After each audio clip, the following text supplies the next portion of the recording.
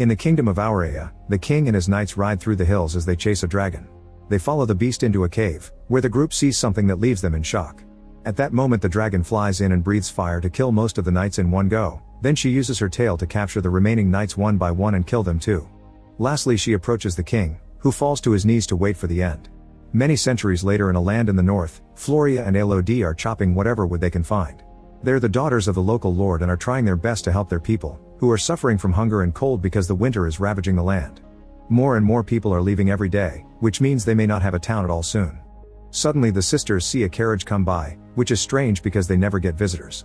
They rush back to their home to find their father Lord Bayford and stepmother Lady Bayford talking to a nun, who says Elodie will do before leaving. Lord Bayford then tells Elodie that the royal family of Aurea wants her to marry their prince. At first Elodie refuses, but Bayford changes her mind when he points out that their town will receive enough money to save their lives for many years to come. Sometime later the family sails to Aurea. When they get close to their destination, the ship enters a very thick mist and the group gets scared of some creepy figures in the dark, but they turn out to be two giant dragon statues.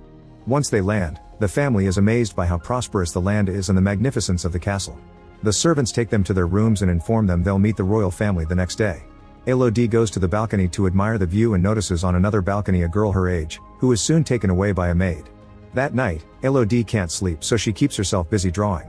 Then she goes to the balcony to get some fresh air and notices there are no lights in the other girl's room. She's also surprised to see torches in the distance, meaning someone is going up the mountain in the middle of the night. The next day, Elodie's family meets the royals. Queen Isabel sends Elodie to spend some time with Prince Henry before the wedding. After the initial awkwardness, Elodie and Henry hit it off and have a very pleasant conversation. After Henry compliments Elodie's artistic skills in her letter, Elodie asks about the torches she saw last night. Henry explains it's one of 3 ancient ceremonies that honor their ancestors, that's why the wedding is on the same day. Meanwhile in the castle, Lord Bayford finishes discussing the deal with Isabel and looks very upset. Lady Bayford tries checking on him, but he snaps and promises nothing is wrong. Afterward Lady Bayford tries to chat with Isabel, who doesn't take it well. When Lady Bayford explains she thinks the families should bond and get along, Isabel says this is only a transaction born out of necessity. She needs a princess and Bayford's land needs money. She also reminds Bayford that she's the daughter of a rope maker so she shouldn't forget her station. Lady Bayford notices that Isabel says Elodie's name wrong and tries to correct her, but Isabel doesn't care and leaves. In the evening, a worried Lady Bayford goes to tell Elodie that there's something suspicious going on, so she thinks the wedding should be cancelled. But before they can discuss things further, Lord Bayford shows up and sends everyone to bed. The next morning, the maids help Elodie get ready for the ceremony. She's given a beautiful dress that includes a blunt dagger and a diffuser with perfume. The wedding goes well, Henry and Elodie exchange rings, share a kiss, and Elodie is given her own crown. Afterward Elodie says goodbye to her family and gets on a carriage with Henry, who explains they'll join the ancient ceremony on the mountain. They go up a rocky set of stairs and Elodie is shocked to find a bunch of people wearing creepy golden masks, not to mention Isabel dressed like a nun. The queen gives Elodie a coin saying she'll be helping protect the kingdom, then they go inside as Isabel shares a story. When their ancestors arrived on this island they discovered a dragon lived there as the last of its kind.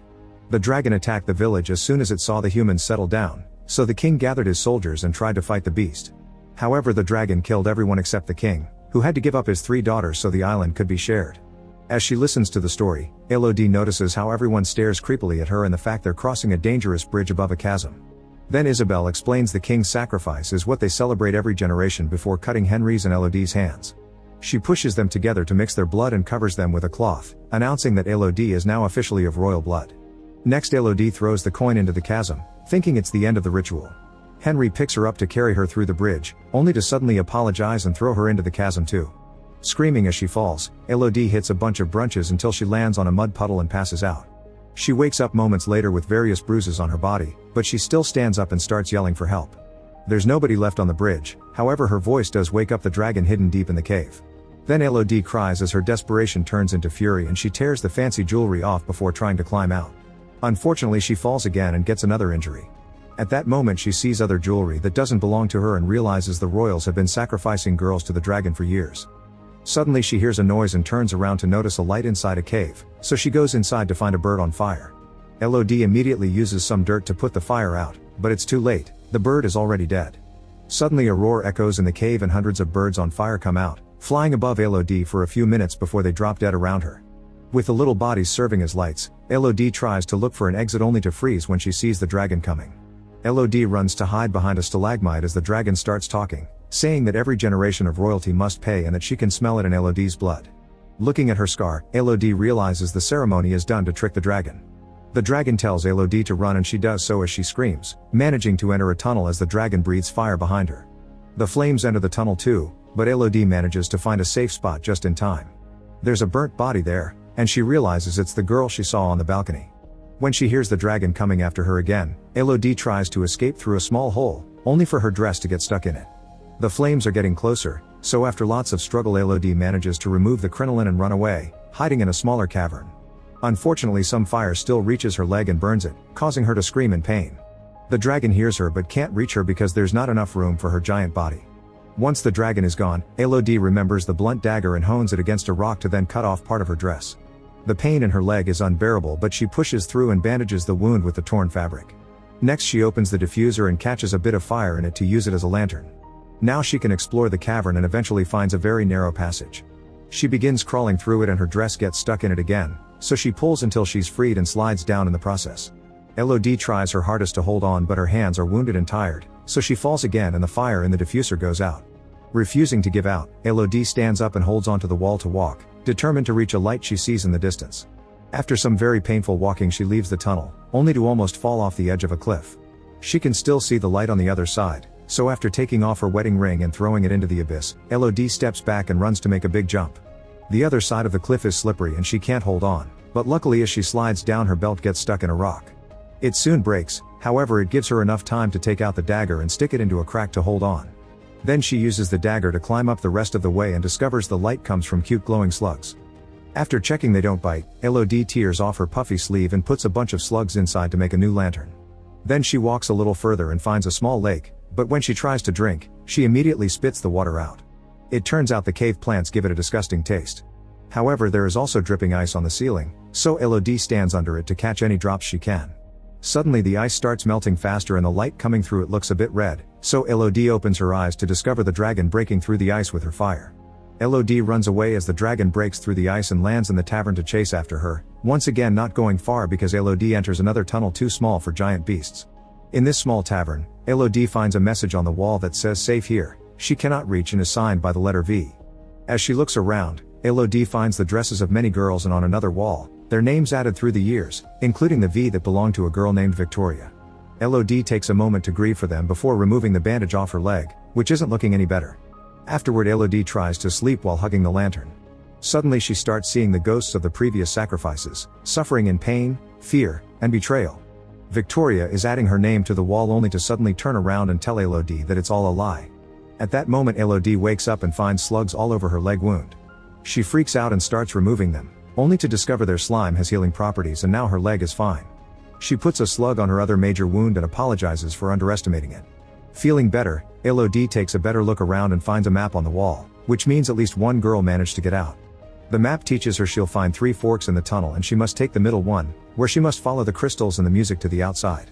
Afterward Elodie tears off all the inconvenient parts of her dress, adds her name on the wall, and takes the middle fork while ignoring the echoes of the dragon's growls. Eventually she hears a little tune and walks a little further to find a wall covered with crystals, which are the cause of the noise and also glow under the rays of sunlight because they're right under the exit. Nearby there's a crown with a V on it, which means it was Victoria who got out. Since the crystals are pointy, Elodie tears off more of her dress to cover her hands and feet, then with the help of the crown she starts climbing up. Unaware that the dragon is watching, Elodie makes an effort to go up and a crystal breaks under her hands causing her to fall, but she uses the crown to hold on at the last second. Then Elodie hears the dragon nearby, so she hurries up and finally reaches the exit, only to discover she's on the edge of a hole very high in the side of the mountain. Devastated, Elodie falls to her knees and cries. Suddenly the sound of horses neighing help Elodie notices a group of riders approaching the mountain. She tries yelling for help, but at that moment the dragon flies toward her and covers the hole. Elodie steps back just in time and notices another message on the wall saying not safe signed by V. Nearby there's a body, meaning Victoria died there and never got out. The dragon gets her fire ready, only to stop when she hears a male voice calling out Elodie's name. While the dragon flies off to investigate, it's revealed that Lord Bassett has come with 2 knights and a guide to look for Elodie. They descend into the cave with some rope and start searching the area, so Elodie uses the sound of their voices to find her way back. When she takes a new tunnel, she's shocked to find a nest with 3 dead baby dragons and remembers Victoria's words, which makes her realize Isabel had been lying. The dragon hadn't been the last of her kind and she hadn't struck first. A flashback reveals that the king had entered the tavern precisely to kill all the babies, so the dragon's attack had been an act of revenge. She killed all the knights as seen in the beginning, but when it was the king's turn, the dragon told him death would be too easy and he should suffer the same way she did. Since then the royal family has been feeding the dragon 3 women with their blood mixed to make them pass as royal daughters. Afterward Elodie finds her father and his men, but she doesn't show herself yet for safety. The dragon shows up and grabs a knight, taking him for a flight before dropping him from a great height. The knight bounces on the rocks and crashes to the ground, instantly dying. While the guide rides to hide, the dragon grabs the second knight and crushes him under her paw before interrogating Bassett. He explains he's here to save his daughter and tries to attack with his sword, but the dragon grabs him with her tail and disarms him before dropping him. While Elodie sneaks around waiting for the right time, the dragon tells Bassett to call for his daughter. Bassett decides to offer a heartful speech about how sorry he is and admitting he made a horrible mistake, then he yells to order Elodie not to come out, causing the dragon to push him down and stab him right in the heart with her claw. Elodie can't help making a noise as she cries and the dragon starts searching for her, but luckily at that moment the guard also makes a noise and the dragon goes after him, thinking it's Elodie. With the dragon gone, Elodie says goodbye to her father and kisses his forehead before he dies. Then she uses the rope left by him to start climbing out of the tavern. Meanwhile the dragon finds the guide and crushes him to death before coming after Elodie, who manages to climb fast enough to avoid the flames that now cover the entrance. Elodie immediately gets on her father's horse but only rides for a few moments before jumping off to hide under some rocks. Since the horse keeps going, the dragon is tricked and continues to follow it to burn it to death. Then the dragon breathes fire on the clouds, causing a horrible storm as a sign the deal has been broken. In the castle, Isabel notices this and immediately sends her knights to kidnap Floria. Lady Bassett tries to stop them, only to get stabbed in the process. Moments later when the fire is over, Elodie comes out of hiding and bumps into Lady Bassett, who came all the way here on a horse while still bleeding. When Elodie hears what happened, she promises to save her sister and takes the horse back to the mountain. Meanwhile Floria is taken to the bridge, however Henry refuses to do the ritual with a child. Isabel ignores him and uses her own blood instead, cutting Floria's hand to do the mixing before throwing her into the chasm. By the time Elodie arrives at the bridge, everyone is gone and an unconscious Floria has been caught by the dragon, who doesn't kill her yet because she wants to bait Elodie into coming for her sister. A desperate Elodie descends back into the tavern with the rope and uses her previous experience to follow the same path much faster. After double-checking the map to find the dragon's lair, Elodie arms herself with her father's sword and prepares a trap for the dragon. This trap consists of some armor and rope, which is burning under a small flame. Elodie walks away and when the rope finishes burning, the armor falls, causing the dragon to fly out of her lair to look for the source of the noise. This allows Elodie to sneak into the lair and wake up Floria, who walks slowly because she's got a wounded leg. At that moment the dragon discovers the trap and comes back to the lair, so Floria hides while Elodie waits with her sword out. She tries to explain that they've all been tricked by the queen, but the dragon doesn't believe her and tries to breathe fire. Elodie stabs her mouth with the sword to redirect the attack but still falls off the edge of the lair, receiving some burns on her arms and shoulder in the process. While the dragon removes the sword, Elodie lands in a lake and swims out just in time for Floria to throw another sword at her. Suddenly the dragon jumps on her and holds her while stabbing her with her claw. Before she can kill her, Elodie takes out the dagger and stabs the dragon in the eye, causing her to throw Elodie away. Next Elodie grabs the sword again and runs toward the dragon, who has trouble seeing with one eye. She manages to stab the beast in the chest, however it doesn't cause much damage and the dragon grabs her again. Elodie then stabs the dragon's paw, making her drop her again. As the dragon comes closer, Elodie notices the dust bouncing against a curved stalagmite, giving her an idea. Elodie stands in front of the stalagmite and tells the dragon to burn her down, so the dragon breathes her fire. However Elodie moves at the last second and the fire bounces on the stalagmite, causing it to land on the dragon and finally bring her down.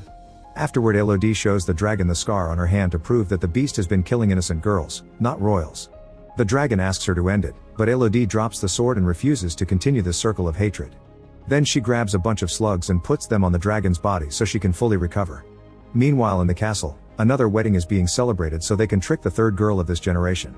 Suddenly a coin comes rolling down the altar and Elodie walks in, telling the bride to take her family and run away. Then Elodie tells the locals they can also run away if they want, but only the servants take her seriously and leave. At that moment the dragon shows up and breathes fire on everyone present, killing Isabel and every person in the royal line to finally end it.